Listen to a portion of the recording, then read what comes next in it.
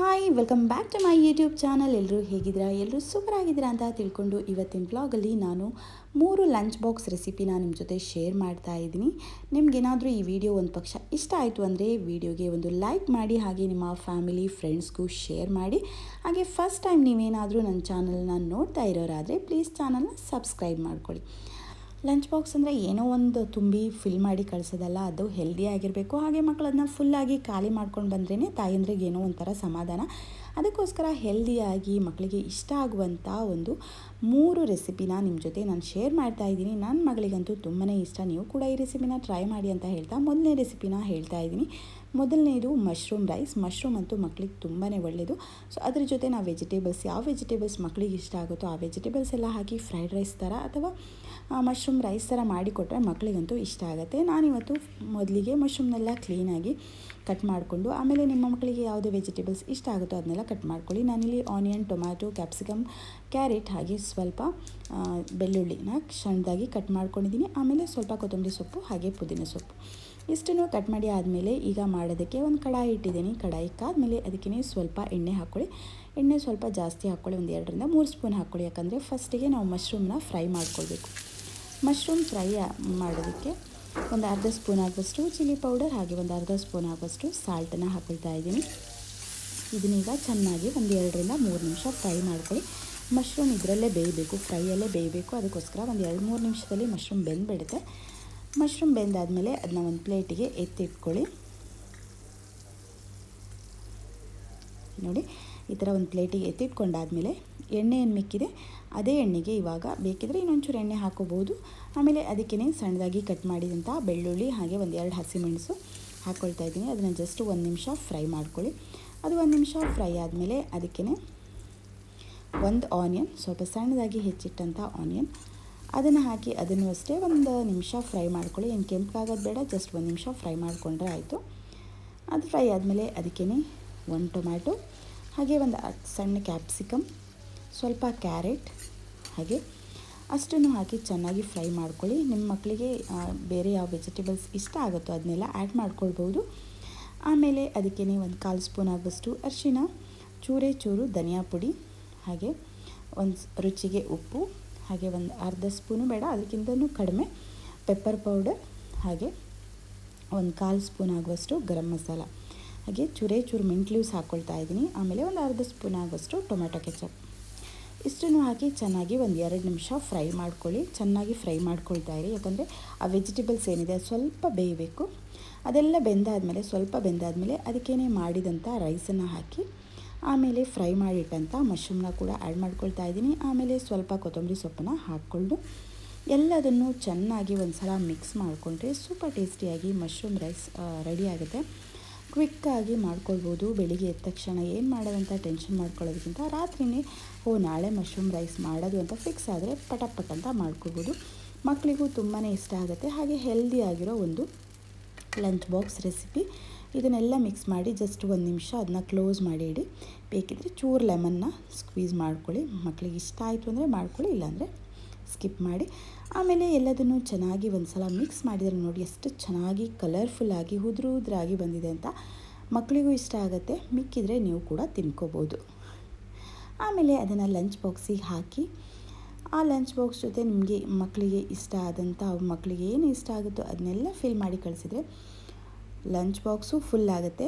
ಮನೆಗೆ ಬರಬೇಕಾದ್ರೆ lunch box ಖಾಲಿ ಮಾಡ್ಕೊಂಡು ಖಂಡಿತ ಬರ್ತಾರೆ.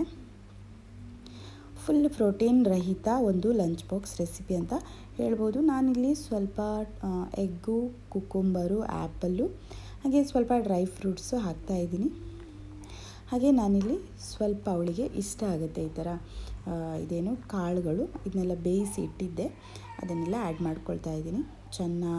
ಇದು ಜೋಳ ಹಾಗೆ ಕಡಲೆಕಾಳು ಇಷ್ಟನ್ನು ಬೇಯಿಸಿ ಇಟ್ಟಿದ್ದೆ.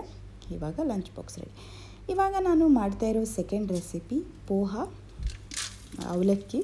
ಅದಕ್ಕೆ ಸ್ವಲ್ಪ ಕಡಾಯಿ ಕಾದ್ಮೇಲೆ ಎಣ್ಣೆ ಹಾಕಿ, ಎಣ್ಣೆ ಕಾದ್ಮೇಲೆ ಅದಕ್ಕೆ ಸ್ವಲ್ಪ ಸಾಸಿವೆ, ಕಡಲೆಕಾಳು ಹಾಗೆ ಸ್ವಲ್ಪ ಗೋಡಂಬಿ ಹಾಕೋತಾ ಇದ್ದೀನಿ. ಆಮೇಲೆ ಸ್ವಲ್ಪ ಕರಿಬೇವು ಹಾಗೆ ಒಂದು 2 ಚಿಲ್ಲಿನ ಕಟ್ ಮಾಡಿ ಹಾಕ್ಕೊಳ್ತಾ ಇದ್ದೀನಿ. ಆಮೇಲೆ ಒಂದು ಆನಿಯನ್ನ ಸಣ್ಣಗೆ ಹೆಚ್ಚಿ ಹಾಕ್ಕೊಳ್ತಾ ಇದ್ದೀನಿ. ಇದನ್ನು ಜಸ್ಟ್ 1 ನಿಮಿಷ ಫ್ರೈ ಮಾಡ್ಕೊಳ್ಳಿ. ಇದು 1 ನಿಮಿಷ ಫ್ರೈ ಆದಮೇಲೆ ಅದಕ್ಕೆ ಕಲರಿಗೋಸ್ಕರ ಸ್ವಲ್ಪ ಅರ್ಧ ಸ್ಪೂನ್ ಆಗುವಷ್ಟು ಅರಿಶಿನ, ರುಚಿಗೆ ಉಪ್ಪು ಹಾಕಿ ಚೆನ್ನಾಗಿ ಎಲ್ಲದನ್ನು ಒಂದು ಸಲ ಫ್ರೈ ಮಾಡ್ಕೊಳ್ಳಿ. ಆಮೇಲೆ ನಾನಿಲ್ಲಿ ದಪ್ಪ ಅವಲಕ್ಕಿನ ಹಾಕ್ಕೊಳ್ತಾ ಇದ್ದೀನಿ. ದಪ್ಪ ಅವಲಕ್ಕಿನ ಸ್ವಲ್ಪ ನೀರಲ್ಲಿ ವಾಶ್ ಮಾಡಿ ಅದನ್ನ ಈ ಥರ ಒಂದು ಸ್ಟ್ರೈನರ್ಗೆ ಹಾಕಿ ಇಟ್ಕೊಳ್ಳಿ. ಆಮೇಲೆ ಎಲ್ಲದನ್ನು ಚೆನ್ನಾಗಿ ಒಂದು ಸಲ ಮಿಕ್ಸ್ ಮಾಡ್ಕೊಳ್ಳಿ. ಇದು ಅಷ್ಟೇ, ಮಕ್ಕಳಿಗೆ ನಿಮಗೆ ಮಕ್ಕಳು ಸ್ವೀಟ್ ತಿನ್ನೋ ಮಕ್ಕಳಾದರೆ ಇಷ್ಟ ಆದರೆ ಬೇಕಿದ್ರೆ ಸ್ವಲ್ಪ ಬೆಲ್ಲನೋ ಸಕ್ಕರೆನೋ ಹಾಕ್ಕೋಬೋದು. ಎಲ್ಲ ಮಿಕ್ಸ್ ಮಾಡಿ ಚೆನ್ನಾಗಿ ಲಿಡ್ ಕ್ಲೋಸ್ ಮಾಡಿ 1 ನಿಮಿಷ ಬಿಟ್ಟು ಮೇಲ್ಗಡೆ ಸ್ವಲ್ಪ ಕೊತ್ತಂಬರಿ ಸೊಪ್ಪು ಉದುರಿಸ್ಕೊಂಡ್ರೆ ಸೂಪರಾಗಿ ಪೋಹ ಮಸಾಲ ರೆಡಿ ಆಗುತ್ತೆ. ಅವಲಕ್ಕಿ ಇದಂತೂ ಕೆಲವು ಮಕ್ಕಳಿಗೆ ಇಷ್ಟ ಆಗುತ್ತೆ. ಇದು ಅಷ್ಟೇ, ಅವಲಕ್ಕಿನೂ ಅಷ್ಟೇ ತುಂಬಾ ಹೆಲ್ದಿ. ಮಕ್ಕಳಿಗೂ ಕೂಡ ಒಂಥರ ಹೊಟ್ಟೆ ಫುಲ್ ಆಗಿರೋ ಫೀಲ್ ಇರುತ್ತೆ ಯಾವಾಗಲೂ ದಪ್ಪ ಅವಲಕ್ಕಿ. ಈ ರೆಸಿಪಿನೂ ಬಿಟ್ಟು ಕೂಡ ನೀವು ಟ್ರೈ ಮಾಡಿ. ಇದು ಅಷ್ಟೇ ತುಂಬಾ ಚೆನ್ನಾಗಿತ್ತು. ಟೇಸ್ಟಿಯಾಗಿರೋ ಒಂದು ರೆಸಿಪಿ, ಹಾಗೆ ಟೇಸ್ಟಿ ಆ್ಯಂಡ್ ಹೆಲ್ದಿ ಆಗಿರೋ ರೆಸಿಪಿ. ಹಾಗೆ ಇದು 2 ರೆಸಿಪಿ ಆಯಿತು. ನಾನು 3ನೇ ರೆಸಿಪಿ ಶೇರ್ ಮಾಡ್ತಾ ಇರೋದು ಚಪಾತಿ ರೋಲ್. ಮೊದಲಿಗೆ ಚಪಾತಿನ ಲಟ್ಟಿಸ್ಕೊಂಡು ಬೇಯಿಸ್ಕೊಳ್ಳಿ. ಸೊ ಮೈದಾ ಹಿಟ್ಟಿಂದು ನೀವು ರೋಲ್ ಮಾಡಿ ಕೊಡ್ಬೋದು, ಬಟ್ ಅನ್ಹೆಲ್ದಿ ಅನ್ನೋರು ಈ ಥರ ನಂತರ ಚಪಾತಿ ರೋಲ್ನ ಮಾಡಿಕೊಡ್ಬೋದು. ನಾನಿಲ್ಲಿ ಚಪಾತಿ ರೋಲ್ ಮಾಡ್ತಾ ಇರೋದು. ಮೊದಲಿಗೆ ಚಪಾತಿನೆಲ್ಲ ಮಕ್ಕಳು ಎಷ್ಟು ತಿಂತಾವೋ ಅಷ್ಟನ್ನು ನೀಟಾಗಿ ರೆಡಿ ಮಾಡ್ಕೊಳ್ಳಿ.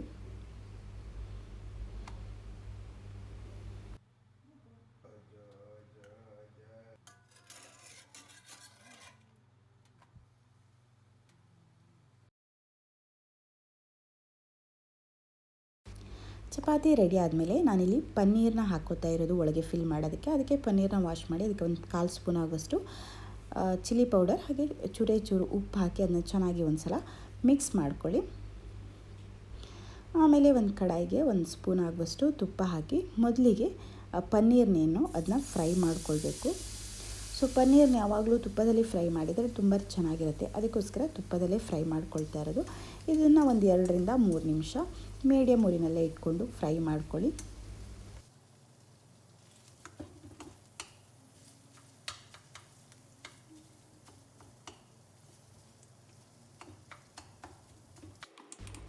ಇದು ಫ್ರೈ ಆಗಿದೆ. ಒಂದು 2-3 ನಿಮಿಷ ಆದಮೇಲೆ ಅದನ್ನು ಸ್ವಲ್ಪ ನಾನು ಕಟ್ ಮಾಡ್ಕೊಳ್ತಾ ಇದ್ದೀನಿ. ಬಿಕಾಸ್ ಒಳಗಡೆ ಫಿಲ್ ಮಾಡೋದಲ್ಲ, ಅದು ಈಸಿ ಆಗುತ್ತೆ. ಅದಕ್ಕೋಸ್ಕರ ಎಲ್ಲದನ್ನು ಕಟ್ ಮಾಡಿ ಇವಾಗ ಇನ್ನೊಂದು ಪ್ಲೇಟಿಗೆ ಎತ್ತಿಟ್ಕೊಳ್ಳಿ.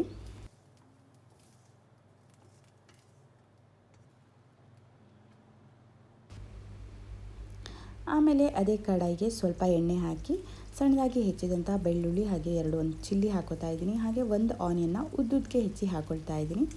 ಇದನ್ನು ಜಸ್ಟ್ ಒಂದು 2 ನಿಮಿಷ ಫ್ರೈ ಮಾಡ್ಕೊಳ್ಳಿ. ಆನಿಯನ್ ಸ್ವಲ್ಪ ಬೇಯಬೇಕು, ಅದಕ್ಕೋಸ್ಕರ ಒಂದು 2 ನಿಮಿಷ ಫ್ರೈ ಮಾಡ್ಕೊಳ್ಳಿ.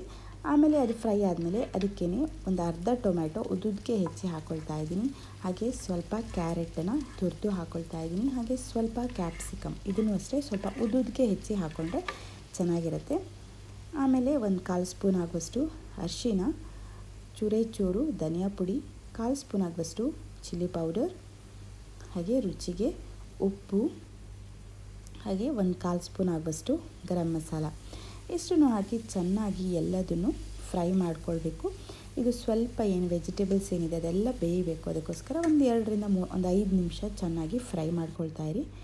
ನೋಡಿ, ಈಗ ಆಲ್ಮೋಸ್ಟ್ ಬೆಂದಾದಮೇಲೆ ಲಾಸ್ಟಲ್ಲಿ ನಾನು ಕೊರಿಯಂಡರ್ ಲೀಫ್ನ ಹಾಕಿ ಎಲ್ಲದನ್ನು ಚೆನ್ನಾಗಿ ಇನ್ನೊಂದು ಸಲ ಮಿಕ್ಸ್ ಮಾಡಿಕೊಂಡು ಇವಾಗ ಇದು ಮಸಾಲ ರೆಡಿ ಆಯಿತು. ಚಪಾತಿ ಕೂಡ ರೆಡಿ ಆಯಿತು. ಹಾಗೆ ಪನ್ನೀರ್ನ ಆಲ್ರೆಡಿ ಫ್ರೈ ಮಾಡಿ ಇಟ್ಟಿದ್ವಿ. ಈಗ ಎಲ್ಲ ರೆಡಿ ಆದಮೇಲೆ ಚಪಾತಿ ಒಳಗೆ ಫಿಲ್ ಮಾಡಿದರೆ ಆಯಿತು.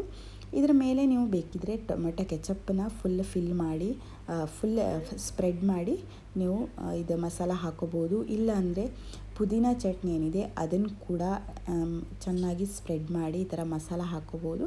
ನಿಮ್ಮ ಮಕ್ಕಳಿಗೆ ಅಥವಾ ನಿಮ್ಮ ಯಾರಿಗೆ ಲಂಚ್ ಬಾಕ್ಸ್ ಕೊಡ್ತೀರಾ ಅವ್ರಿಗೆ ಯಾವ್ದು ಇಷ್ಟ ಆಗುತ್ತೋ ಆ ಥರ ಮಾಡ್ಕೊಳ್ಳಿ. ನಾನಿಲ್ಲಿ ಚಪಾತಿಗೆ ಸ್ವಲ್ಪ ಚೀಸನ್ನು ಹಾಕ್ಕೊಂಡು ಅದರ ಮೇಲೆ ವೆಜಿಟೇಬಲ್ಸ್ ಪಲ್ಯ ಹಾಕಿ ಅದ್ರ ಮೇಲೆಗೆ ನಾನು ಪನ್ನೀರ್ ಏನು ಫ್ರೈ ಆಗಿದೆ ಅದನ್ನು ಹಾಕಿ ರೋಲ್ ಮಾಡ್ತಾಯಿದ್ದೀನಿ. ಇದು ಅಷ್ಟೇ ತುಂಬಾ ಹೆಲ್ದಿ. ಪನ್ನೀರು ಅಷ್ಟೇ, ವೆಜಿಟೇಬಲ್ಸು ಅಷ್ಟೇ, ಚಪಾತಿನೂ ಮೈದಾಕ್ಕಿಂತ ಈ ಥರ ಚಪಾತಿ ಆದರೆ ಮಕ್ಕಳಿಗೂ ಇಷ್ಟ ಆಗುತ್ತೆ. ಹಾಗೆ ಹೆಲ್ತ್ ಕೂಡ ತುಂಬಾ ಒಳ್ಳೆಯದು. ಸೊ ಇದಾಗಿತ್ತು 3 ರೆಸಿಪಿ ನಾನು ಮಾಡುವಂಥ ಕ್ವಿಕ್ ರೆಸಿಪಿ ಅಂತ ಹೇಳ್ಬೋದು. ಒಂದು 10-15 ನಿಮಿಷದಲ್ಲೇ ರೆಡಿ ಆಗುತ್ತೆ. ಮಕ್ಕಳಿಗೂ ಅಷ್ಟೇ ತುಂಬಾ ಇಷ್ಟ ಆಗುತ್ತೆ. ಟಿಫಿನ್ ಬಾಕ್ಸ್ ಅಂತೂ ಫುಲ್ ಖಾಲಿ ಮಾಡಿ ಬರ್ತಾರೆ. ನೀವು ಕೂಡ ಈ ರೆಸಿಪಿನ ಟ್ರೈ ಮಾಡಿ ಅಂತ ಹೇಳ್ತಾ ಈ ವಿಡಿಯೋನ ಇಲ್ಲಿಗೆ ಮುಗಿಸ್ತಾ ಇದ್ದೀನಿ. ಈ ವಿಡಿಯೋ ಏನಾದರೂ ನಿಮಗೆ ಇಷ್ಟ ಆಯಿತು ಅಂದರೆ ಚಾನಲ್ನ ಸಬ್ಸ್ಕ್ರೈಬ್ ಮಾಡ್ಕೊಳ್ಳೋದಂತೂ ಮರಿಲೇಬೇಡಿ. ಹಾಗೆ ನೀವು ಈ ರೆಸಿಪಿನ ಟ್ರೈ ಮಾಡಿ ನಿಮಗೆ ಈ ರೆಸಿಪಿ ಯಾವ ಥರ ಬಂತು, ನಿಮ್ಮ ಮಕ್ಕಳಿಗೆ ಇಷ್ಟ ಆಯಿತಾ, ಅವ್ರಿಗೆ ಇಷ್ಟ ಆಗಲಿಲ್ವಾ ಅಂತ ಕಮೆಂಟ್ ಬಾಕ್ಸಲ್ಲಿ ಕಮೆಂಟ್ ಮಾಡೋದಂತೂ ಮರಿಲೇಬೇಡಿ. ಇನ್ನೊಂದು ವಿಡಿಯೋದಲ್ಲಿ ಮತ್ತೆ ಸಿಗ್ತೀನಿ. ಅಲ್ಲಿ ತನಕ ಸಿ ಯು. Bye bye.